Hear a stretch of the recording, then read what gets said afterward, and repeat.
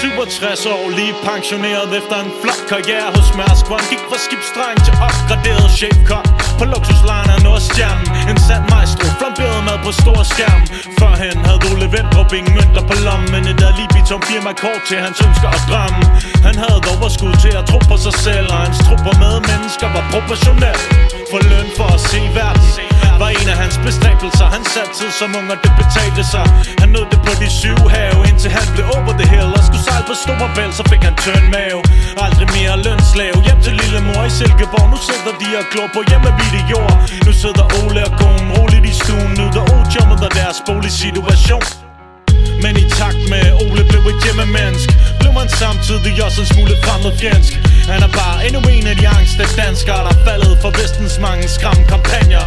Han plejede at drømme sig væk på sin globus, men drømmene forsvinder med alt det han ser på TV2 News. Så Ole snupper en iskold, giver livet en pause, mens hans optimistjold driver til havs. Forskellige mennesker kan ende op det samme sted, tilfældige hændelser kan ændre din fremtid. Livet er bare skal sygt langt fra en vuggevise, men lad aldrig frygt styre din optimisme.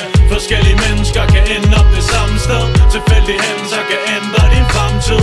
Livet er bare skal sygt langt fra en vuggevise, men jeg lader aldrig frygt styre min optimisme. 27 år, lige færdiguddannet fra business school, allerede med et topjob i vente til næste jul. Chef for et nystartet entreprenørfirma med en startløn på 45 kilo cirka. Så Søren Bindslev er godt kørende, en A-student med planer om at nå skyerne. Han har en dejlig og sød kæreste og en treværelses lejlighed med en udsigt over Øresund. En økonomi, der sikrer ham luksus indtil jobbet kommer, så det forløber fint, job det kører rundt. Jeg har mig damen rejser kloden rundt. Det er der de mærker de lever og mærker blodet pump. De elsker at møde nye kulturer, de byboer, men har det bedst, når de er ude og nyde naturen.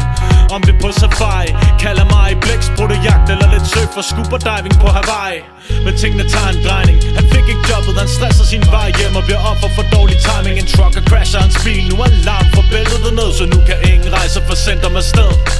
Søren passer jobbet fra hjemmet, der bliver et hjemmemennesk, hvor han sætter TV2 News og gumler på sin M&M's. Den ellers åbenhjertede mand bliver lidt afstumpet, nu bliver alt skidt forklaret med indvandrere i samfundet. Så han er bare endnu en af de angste danskere, der faldet for vestens mange skræmmekampagner. Han fødtes ind i en jetset-familie i 77, men nu letter jetflyet uden ham og flyver til værs. Forskellige mennesker kan ende op det samme sted, tilfældige hændelser kan ændre din fremtid. Livet er bare skal sygt langt fra en